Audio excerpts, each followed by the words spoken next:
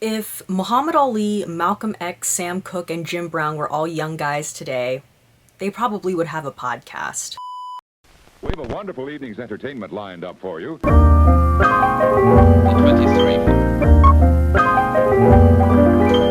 Hey, what's up you guys? This is Steffi, aka In My Humble Opinion, and welcome back to another IMHO Film Club movie review. In today's video, I'm talking about another movie that has been nominated for a couple of Oscars this year, and that movie is One Night in Miami. So One Night in Miami stars Leslie Odom Jr., Aldous Hodge, Eli Gore, and Kingsley Ben-Adir. The movie was directed by Regina King, with screenplay by Kemp Powers based on his 2013 play One Night in Miami. So One Night in Miami is a fictional story of a real night in Miami back on February 25th, 1964, when black icons Muhammad Ali, Malcolm X, Sam Cooke, and Jim Brown gathered together to discuss their roles in the civil rights movement and cultural upheaval they faced in their own respective industries. So like I said earlier, this movie has been nominated for a couple of Oscars, 3 in fact, and those 3 are Best Adapted Screenplay, Best Original Song, and Best Supporting Actor for Leslie Odom Jr. So yes, like in all my movie reviews here on this channel, I'm going to be talking about the pros, the cons, and then I'm going to give my overall rating and review at the very end, so let's get right into it.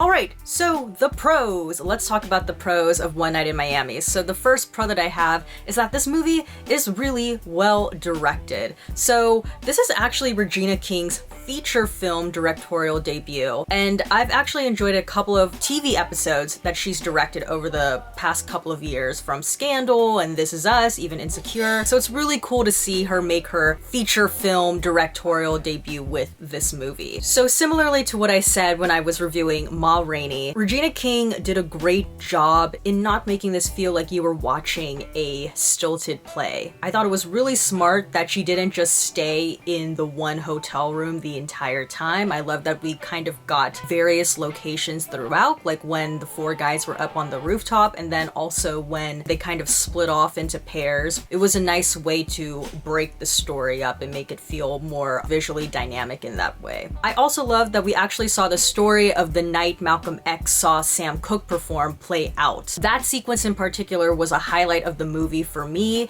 and it brought a lot of energy to the film. So overall, I just thought she did a great job. There were wonderful compositional shots throughout. It was just like, wow, Regina King, you really know what you're doing, so good job.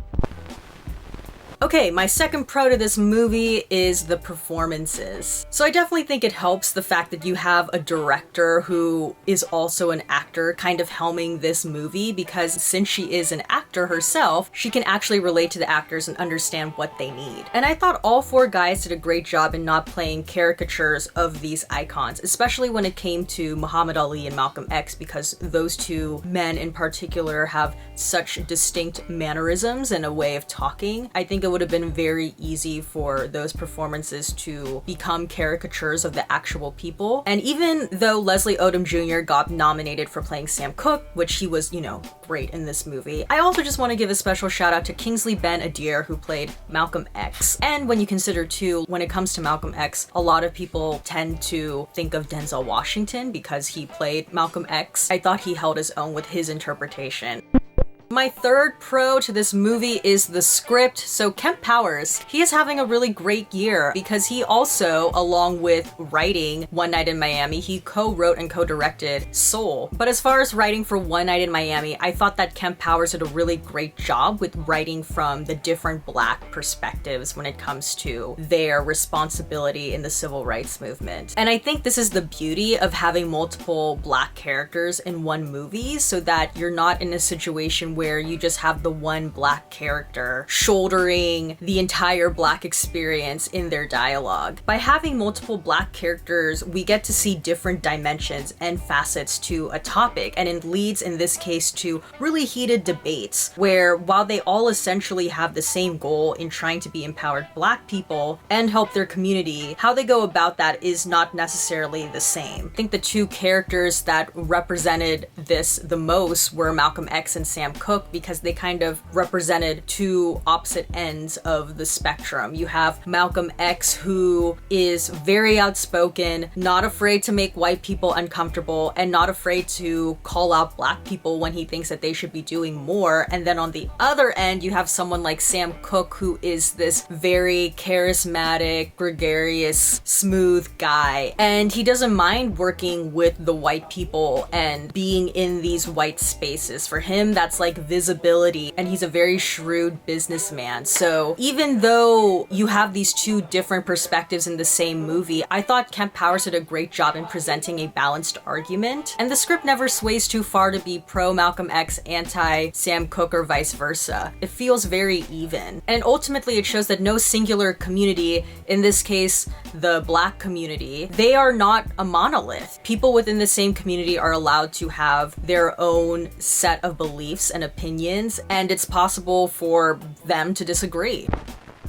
Alright, my fourth pro of this movie is how they opened and closed this movie. So again, I'm not quite sure how it's done in the actual play, but at least when it came to the film, I loved that the opening sequence was a setup of where the characters were before they had their meeting, and then the closing sequence was essentially how their lives changed after having this meeting. And I just thought that was such a great setup for the characters and provided much needed context. But another thing that I loved about this opening sequence is I felt like it was such a great way of showing the racism that each of these individuals faced within their own respective industries. For example, Sam Cooke performing at the Copacabana in front of a predominantly white audience, and then you have Jim Brown going to meet his, I'm assuming it was like a family friend who was white, and they were sitting on the front porch together having a discussion. And then when he offered to help this old man move furniture, he literally told him no, because we don't let N-words into the house. I was like,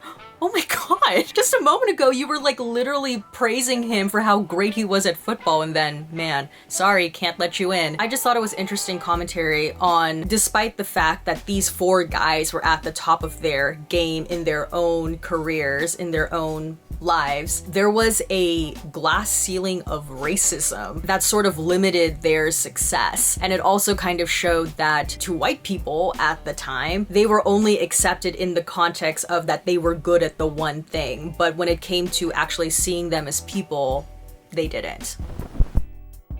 Okay, so now let's get into the cons. So I really only have one con. It's a nitpicky con. And I just, for me, wish that they would have gotten the four guys into the room sooner. You know, again, it's kind of hard to say because I haven't seen the play. But I felt like they kind of stalled getting these four guys into the room, and you understand where the action of the story is, and that is in the conversation that these four guys are going to have together. And I kind of felt like it took a little bit of time for us to get to that point, and I would have liked if they got to it sooner.